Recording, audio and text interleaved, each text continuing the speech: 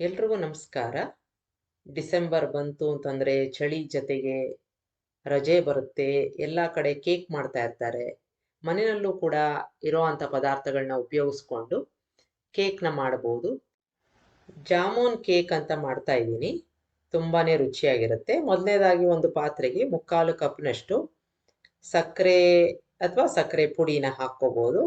ಸಣ್ಣದಾಗಿದ್ರೆ ಕಣಗಳು ಸಕ್ಕರೆ ಬೇಗ ಕರಗತ್ತೆ, ಇಲ್ಲ ಅಂತಂದ್ರೆ ಪುಡಿ ಹಾಕ್ಕೋಬಹುದು. ಅದಕ್ಕೆ ವಾಸನೆ ಇಲ್ಲದೆ ಇರೋ ಅಂತ ಎಣ್ಣೆನ ಹಾಕ್ಕೊಂಡು ಚೆನ್ನಾಗಿ ಮಿಕ್ಸ್ ಮಾಡ್ಕೋಬೇಕು. ಎರಡು ಚೆನ್ನಾಗಿ ಹೊಂದ್ಕೊಳ್ಳೋದು ತುಂಬಾನೇ ಮುಖ್ಯವಾದ ಅಂಶ.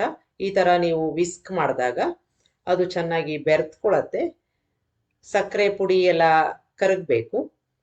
ಈಗ ಇದಕ್ಕೆ 1.5 ಕಪ್ನಷ್ಟು ಸ್ವಲ್ಪ ಬೆಚ್ಚಗಿರೋ ಅಂತ ಹಾಲನ್ನ ಹಾಕೋತಾ ಇದ್ದೀನಿ. ಮತ್ತೆ ಮಿಕ್ಸ್ ಮಾಡ್ಕೊಳ್ಳೋಣ. ರೂಮ್ ಟೆಂಪರೇಚರ್ ಅಲ್ಲಿ ಇರಬೇಕು, ಇಲ್ಲ ಸುಮಾರಾಗಿ ಬೆಚ್ಚಗೆ ಇರುವಂತ ಒಂದು ಹಾಲನ್ನ ತಗೋಬೇಕು. ಈಗ ಇದನ್ನು ಹಾಕೊಂಡು ಚೆನ್ನಾಗಿ ಮಿಕ್ಸ್ ಮಾಡ್ಕೊಂಡಿದ್ದೀನಿ. ಸಂಪೂರ್ಣವಾಗಿ ಸಕ್ಕರೆ ಕರಗಬೇಕು. ಈ ರೀತಿಯಾಗಿ ಹೊಂದ್ಕೊಂಡು ಇರಬೇಕು. ಯಾವುದು ಬೇರೆ ಬೇರೆಯಾಗಿ ಕಾಣಿಸ್ಬಾರ್ದು. ಈಗ ಇದನ್ನ ಒಂದು ಸೈಡ್ಗೆ ಇಟ್ಕೊಳ್ಳೋಣ. ಒಂದು ಮಿಕ್ಸಿ ಜಾರ್ ತಗೊಂಡು ಅದಕ್ಕೆ 1 ಕಪ್ನಷ್ಟು ರವೆನ ಹಾಕೋತಾ ಇದ್ದೀನಿ. ಉಪ್ಪಿಟ್ಟಿನ ರವೆ ತಗೊಂಡ್ರು ಪರವಾಗಿಲ್ಲ, ಇಲ್ಲ ಚಿರೋಟಿ ರವೆ ತಗೊಂಡ್ರು ಪರವಾಗಿಲ್ಲ.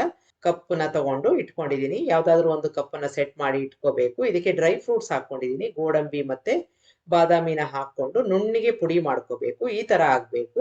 ರವೆ ಮತ್ತೆ ಡ್ರೈ ಫ್ರೂಟ್ಸು ಎರಡು ಹೊಂದ್ಕೊಂಡು ಇರಬೇಕು. ಈಗ ಇದಾಗಿದೆ. ಇದನ್ನ ನಾವು ಈಗಾಗಲೇ ಮಿಕ್ಸ್ ಮಾಡಿ ಇಟ್ಕೊಂಡಿದ್ವಲ್ಲ, ಹಾಲು, ಎಣ್ಣೆ ಮತ್ತೆ ಸಕ್ಕರೆ, ಅದಕ್ಕೆ ಹಾಕೊಳ್ಳೋಣ.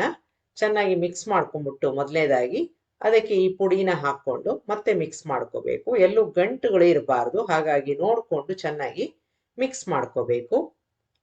ಈಗ ಆಗಿದೆ ಇದು. ಇದಕ್ಕೆ 1 ಕಪ್ನಷ್ಟು ಜಾಮೂನ್ ಮಿಕ್ಸು ಬರುತ್ತಲ್ಲ, ಇನ್ಸ್ಟೆಂಟ್ ಜಾಮೂನ್ ಮಿಕ್ಸು, ಯಾವ್ದಾದ್ರು ಬ್ರ್ಯಾಂಡ್ ಆಗಿರ್ಬೋದು, ಅದನ್ನ ಹಾಕೊಂಡು ಮಿಕ್ಸ್ ಮಾಡ್ಕೋತಾ ಇದ್ದೀನಿ. ಗಂಟುಗಳು ಎಲ್ಲೂ ಇಲ್ದೇ ಇರೋ ಹಾಗೆ ನಿಧಾನಕ್ಕೆ ಮಿಕ್ಸ್ ಮಾಡ್ಕೋಬೇಕು. ಈಗ ಚೆನ್ನಾಗಿ ಮಿಕ್ಸ್ ಆಗಿದೆ. ಕರೆಕ್ಟ್ ಆಗಿ ಕನ್ಸಿಸ್ಟೆನ್ಸಿ ಬಂದಿದೆ. ಒಂದ್ಸಲ ನೋಡ್ಕೊಂಡ್ಬಿಡೋಣ.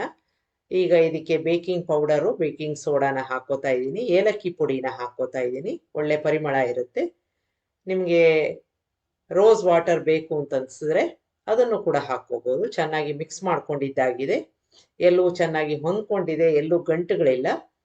ಈಗ ಈ ತರ ನಾವು ಸೌಟಲ್ಲಿ ನೋಡಿದಾಗ ಒಂದು ದೋಸೆ ಹಿಟ್ಟಿನ ಹದಕ್ಕೆ ಇದು ಕರೆಕ್ಟ್ ಆಗಿ ಬಂದಿದೆ.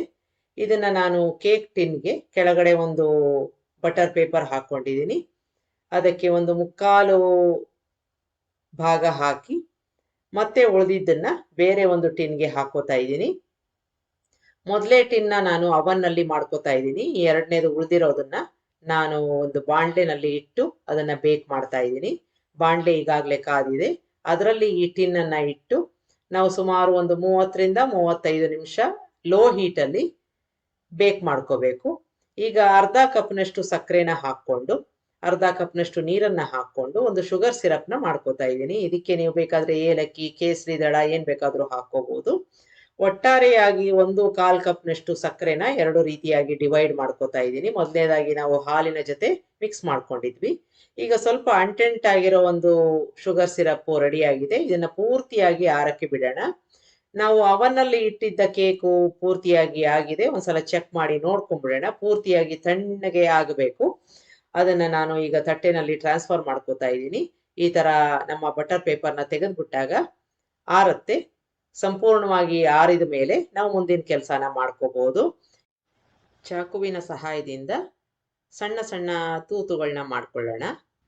ಇದೇ ರೀತಿಯಾಗಿ ನಾವು ಬಾಂಡ್ಲೆನಲ್ಲಿ ಇಟ್ಟಿರುವಂತ ಕೇಕ್ ಕೂಡ ಆಗಿದೆ.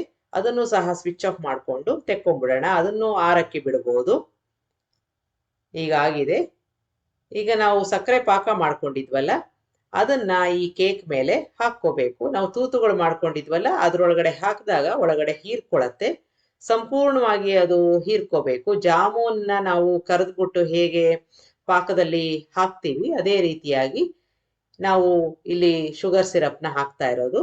ಈಗ ಕಟ್ ಮಾಡ್ಕೊಳ್ಳೋಣ. ನಿಮ್ಗೆ ಯಾವ ರೀತಿ ಬೇಕೋ ಆ ತರ ಕಟ್ ಮಾಡ್ಕೋಬಹುದು. ತುಂಬಾ ಸರಾಗವಾಗಿ, ತುಂಬಾನೇ ಸಾಫ್ಟ್ ಆಗಿ ಬಾಯಲ್ಲಿ ಕರಗುವಂತ ಒಂದು ಕೇಕು ರೆಡಿ ಆಯ್ತು. ಈಗ ಯಾವ ತರ ಬೇಕೋ ಆ ತರ ಕಟ್ ಮಾಡ್ಕೊಂಡು ನೀವು ಸರ್ವ್ ಮಾಡ್ಬೋದು.